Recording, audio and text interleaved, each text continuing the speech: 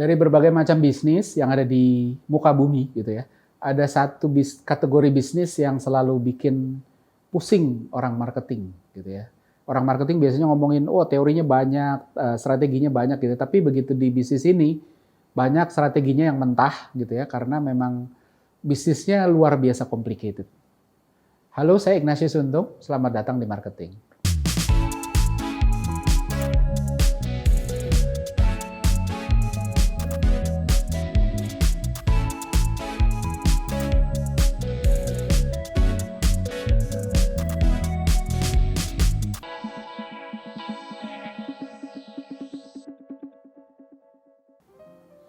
Ya, jadi kalau kita ngomongin bisnis, salah satu ya, bukan yang paling. Salah satu yang paling challenging, bisnis itu apa sih?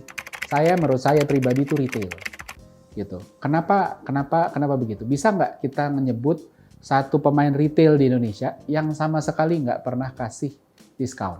Kalau di departemen store tuh ada Matahari, Metro, Sogo, Sentro, Debenhams, apalagi ya, Robinson, Ramayana gitu ya.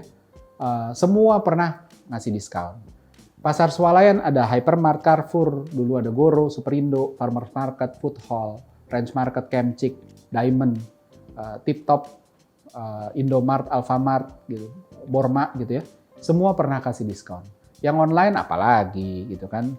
Tokopedia, Shopee, Bukalapak, Blibli, Lazada, JD gitu ya. Semua pernah kasih diskon gitu ya. Nah, mungkin ada 1-2 yang nggak pernah kasih diskon, tapi sebagian besar, itu pun saya nggak yakin di Indonesia.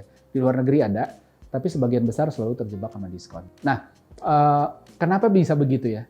Marketing ini kan nggak bisa dipisahin sama brand. Kita selalu, kalau ngomongin marketing, selalu ngomongin bangun brand di mana-mana. Dan sebagian besar barang yang dijual di retail tadi, apapun bentuknya, itu adalah barang-barang branded gitu kan. Nah, tapi sayangnya begitu orang belanja, yang dicari brand yang dibelinya, bukan brand retailernya.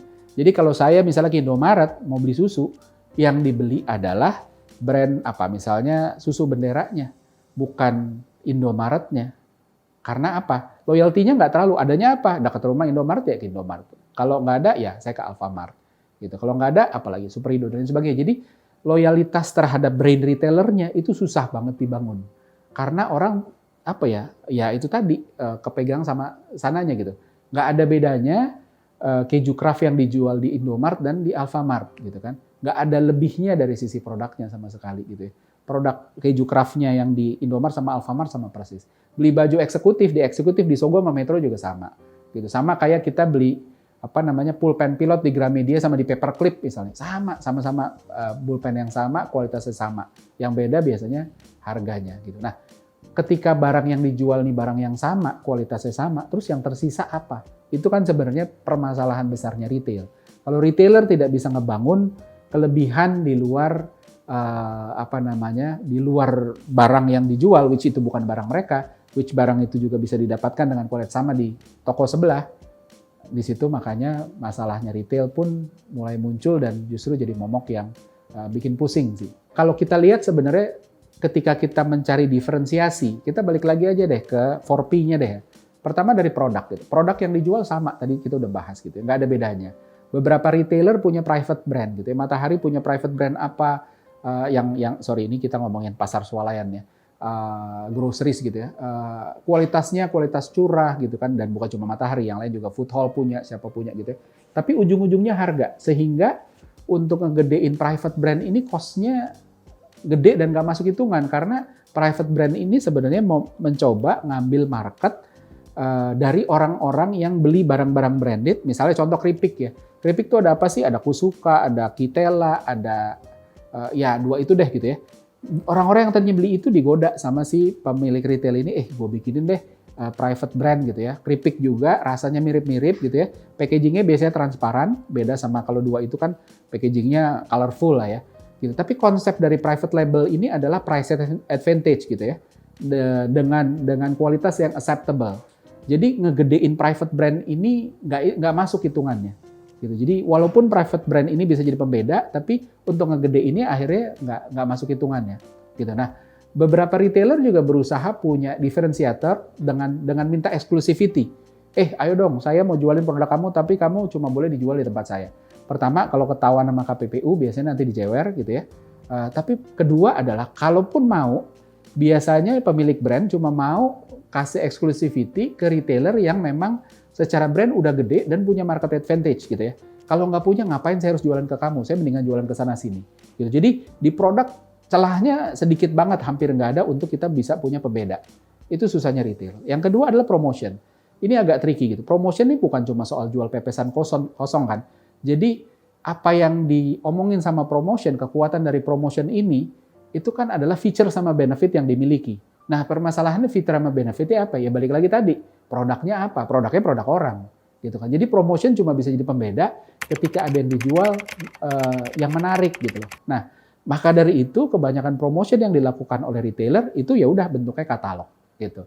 Nah, selanjutnya kita lihat dari sisi harga. Ini jebakan makan tuan gitu ya. Dan dilematis, semua orang suka diskon gitu ya. Suka beli harga murah diartikan sebagai pleasure oleh otak kita gitu kan. Bahkan orang kaya pun yang berlimpah pun uangnya itu tetap suka sama diskon gitu. Makanya banyak yang stay sama satu retailer karena alasan ini gitu. Karena memang di situ paling murah dan sebagainya. Nah, pricing ini kayak dendam tapi masalahnya. Ketika kita satu player udah ngelakuin, yang lain akan potong di bawahnya lagi dan terus berbalas-balas. Beneran kayak orang dendam dan akhirnya nggak selesai-selesai. Dan pleasure tuh kayak narkoba. Awalnya dikasih 10% menarik, lama-lama 20% aja nggak menarik lagi. Gitu. Karena otak beradaptasi tadi, lama-lama ya udah deh yang segini nggak cukup lagi. Kayak orang baru pindah ke Jakarta, awalnya ngeluh macet, lama-lama biasa gitu. Kayak orang bule juga tinggal di Jakarta atau di Indonesia, awalnya batuk-batuk makanan Indonesia yang penuh dengan yang selalu digoreng gitu ya, lama-lama ketagihan juga gitu ya. Harga pun juga begitu. Awalnya sesuatu harga tertentu menarik, tapi lama-lama juga jadi terbiasa dan nggak menarik lagi dan nggak create urgensi lagi. Yang terakhir adalah place. Ini yang paling menarik. Ini akhirnya membawa Indomaret dan Alfamart unggul.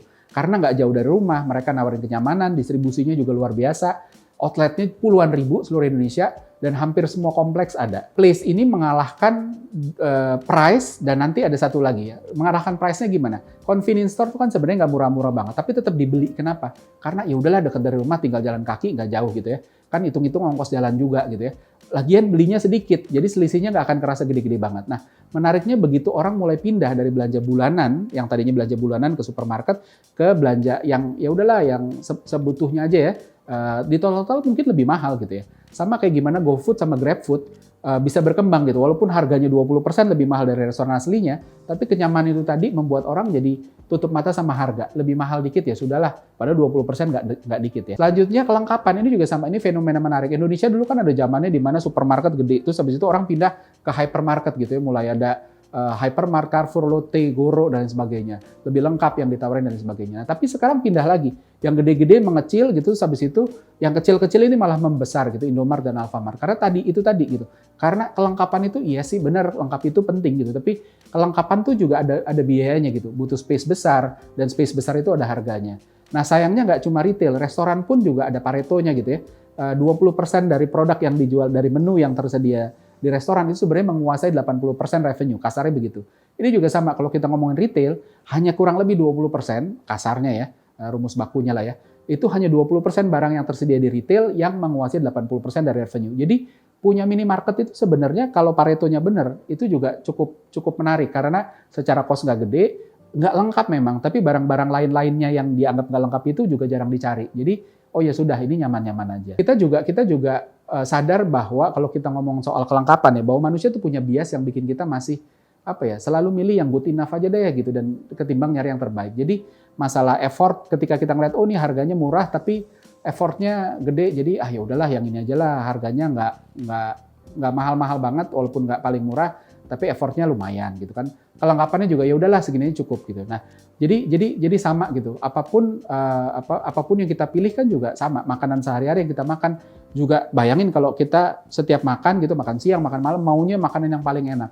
Kan nggak juga, habis buang waktu, buang tenaga, dan buang uang gitu ya. Kita stick sama apapun yang good enough. Jadi si retail yang kecil-kecil ini, convenience store ini jadi punya peluang karena memanfaatkan itu, memanfaatkan orang yang selalu berpikir, ya udah deh saya ini good enough kok gitu. Jadi ini aja lah gitu loh. Ada beberapa contoh retail yang sukses di dunia. Yang pertama itu Zappos gitu ya. Zappos ini mendorong customer centricity gitu. Zappos ini nggak invest banyak di marketing, tapi di customer service.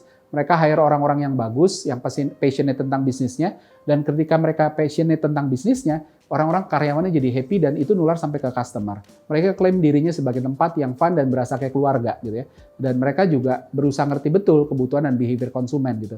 Mereka nggak batasin lama pembicaraan telepon, bahkan ada rekornya itu orang konsultasi dengan CS-nya Zappos itu sampai 6 jam dan itu dilayani gitu karena kepuasan ini penting banget dan itu jadi pembeda gitu ya. Terus selanjutnya kita juga lihat ada Amazon. Amazon juga sama ya. Amazon ini kan juga akhirnya mengakuisisi Zappos ya gitu karena mereka punya ya mereka senada, mereka menitik beratkan kepuasan konsumen gitu kan. Jadi mereka empower timnya untuk make decision untuk kebaikan konsumen gitu ya. Nggak dikit-dikit tanya ke atasan, tunggu ya Pak, ya saya tanya atasan dulu. Ini penting karena konsumen nggak suka ngomong sama orang yang nggak punya wewenang. That's why makanya kalau kita ngomel, kita ke restoran ngomel, kita selalu panggil manajernya, panggil mana gitu. Karena dia mau ngomong sama orang yang bisa make a decision gitu. Dan Amazon memastikan bahwa setiap CS-nya bisa ambil keputusan tanpa harus escalate ke atas. Dan menariknya Amazon adalah dia punya experience bagus banget di websitenya, ada recommendation engine yang apapun yang kita beli terus didorong sesuatu yang relevan. Walaupun dari sisi konsumen belanjanya tambah gede gitu ya, tapi konsumen merasa karena ini relevan jadi nggak apa-apa. Yang kedua ada social recommendation. Kita ngelihat setiap beli barang di Amazon selalu ada reviewnya dan lain sebagainya. Jadi kita bisa lihat dan kita bisa lihat juga orang yang review ini profilnya seperti apa, bisa dipercaya apa enggak sehingga kita bisa lihat. Nah yang terakhir adalah Tesco. Tesco ini klaimnya kan all day low price gitu ya. Jadi pokoknya selalu murah aja. Ini pendekatannya pendekatan harga. Tapi mereka bisa begitu dengan ngejaga ngejaga cost-nya kompetitif sekali. Terus habis itu entah karena memang operationalnya yang efisien, bisa karena dia ngedeal ke suppliernya bagus atau bisa juga ke belinya dalam bulk yang besar sehingga mereka punya price advantage. Nah, tapi balik lagi gitu kan, yang menarik di sini adalah saya mau fokus sama Amazon sama Zappos, di mana dua retailer ini bisa sebegitu unggulnya dengan pendekatan yang tidak main ke harga gitu ya. Sementara di Indonesia kita masih kesulitan gitu loh, punya pembeda, akhirnya orang balik lagi ya udah pindah-pindah terus gitu dan balik lagi ke harga gitu. Nah, kuis untuk episode ini bisa dilihat di layar berikut.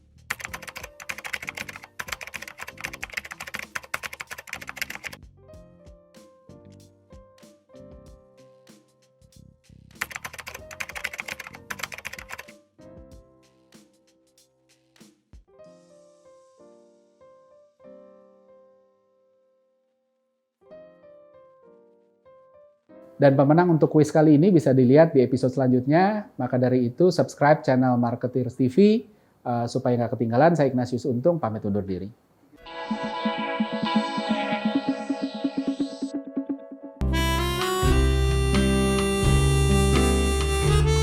Gimana? Seru-seru kan videonya? Kalau suka, jangan lupa komen dan like ya. Masih banyak juga nih video-video yang keren-keren lainnya, gitu kan? Dan jangan lupa subscribe juga Marketers TV di sini nih.